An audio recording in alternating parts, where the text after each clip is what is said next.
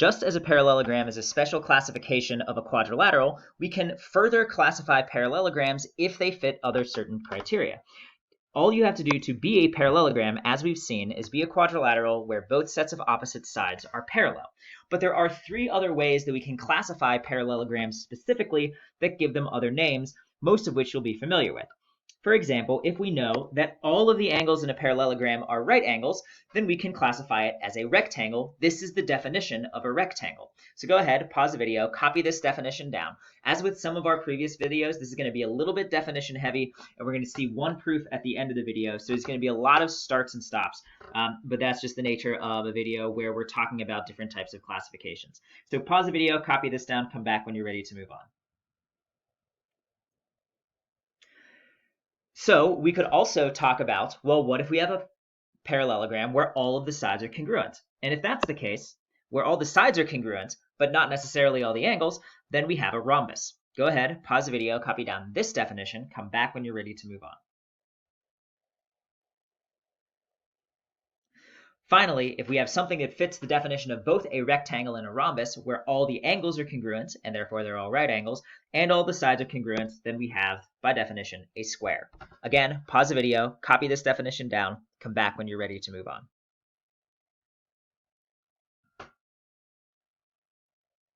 So those are the three special types of classifications that we have for parallelograms. And like parallelograms themselves, each of these new classifications of quadrilaterals has unique properties. And so the rest of the video is going to talk about three of those unique properties, as well as show you a proof of one of them. So first, let's start with a rectangle. If a quadrilateral is a rectangle, then the diagonals of that rectangle are congruent. We saw that in a parallelogram that isn't necessarily the case, but in this rectangle, the two diagonals not only bisect each other like all diagonals do in parallelograms, they're also congruent. So go ahead, pause the video, copy this down, come back when you're ready to move on.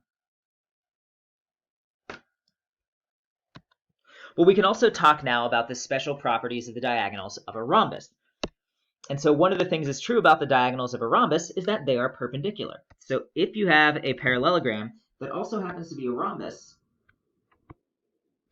then one of the properties of a rhombus is that diagonals are perpendicular. This isn't enough to prove that a particular quadrilateral is a rhombus, as we'll see later on in this module, but it is true of all rhombuses.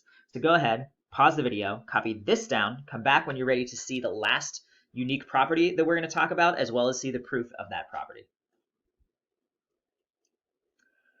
Finally, the diagonals of a rhombus bisect the angles that they intersect with. So this one requires a little bit of explanation, that you may be able to see it now. So this green diagonal bisects the two angles that it intersects, and the blue diagonal bisects the two angles that it intersects. And so that's this third property. So go ahead, pause the video, copy this property down. This is the one that we're actually going to see the proof of in the video. Come back when you're ready to see the proof. So as far as a given and what we want to prove, here's what we got. ABCD is a rhombus, and we want to prove that AC and BD bisect the angles of that rhombus. So as with all the previous proofs in most of our previous videos, I'm going to invite you to pause the video and see if you can strategize how we're going to go about this proof. If what we want to prove is something about the diagonals, then you can bet that the diagonals are going to show up in our proof somewhere. That is one of the things that is always true with proofs in math, is that if the proof refers to a particular type of segment or a polygon or something like that, it's going to show up as a part of the proof.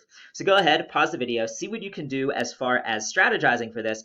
Come back when you are ready to see the proof. And if you can come up with a proof on your own, that's great. If you have some ideas for strategies and want to watch the proof here and copy it down as you go, that is also great.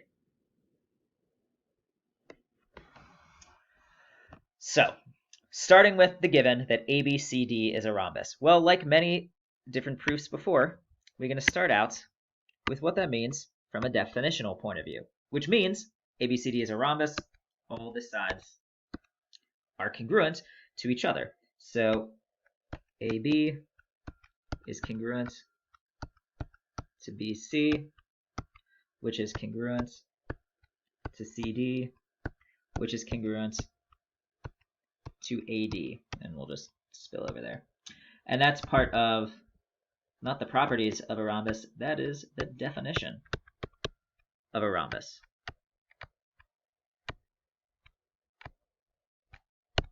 Again, I'll just abbreviate definition of a rhombus. Okay, great.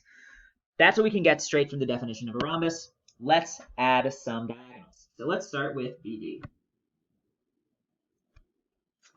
Well, we have a whole bunch of congruent sides, and now we have a side that's shared between triangles ABD and CBD. So let's use what is now probably one of our favorite properties to use in a proof, and that's that a segment is congruent to itself. That is by the reflexive property. And because of that, we know that triangle ABD is congruent to triangle CBD, or CDB, because these are isosceles triangles. That is by SSS. Great. So now we have two congruent triangles. We have isosceles triangles, which means that base angles are congruent, and we have the corresponding parts of congruent triangles are congruent. So what does that tell us as far as the corresponding parts are concerned? Well, that tells us that, still going with our statements and reasons, that angle ABD and angle CBD are congruent.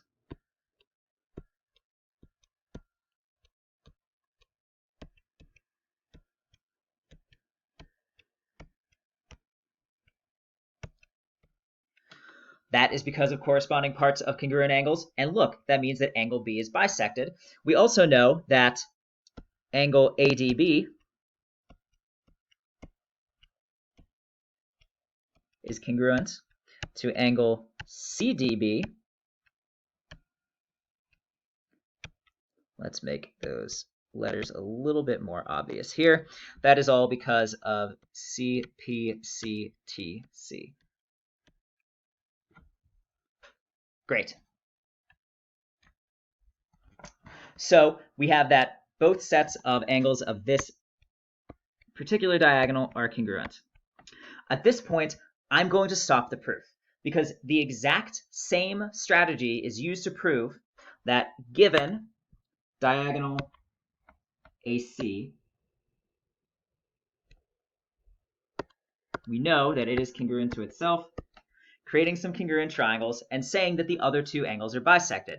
I'm going to stop the proof here and invite you to finish the proof, which is going to be the first problem on your proof practice coming up with this, is to complete the second half of the proof of this property. As a part of that, you will also show that the diagonals of a rectangle are congruent and the diagonals of a rhombus are perpendicular. But those are the special types of parallelograms that we have, as well as the start of a proof for one of those properties, and that's the diagonals of a rhombus bisect the angles that they intersect.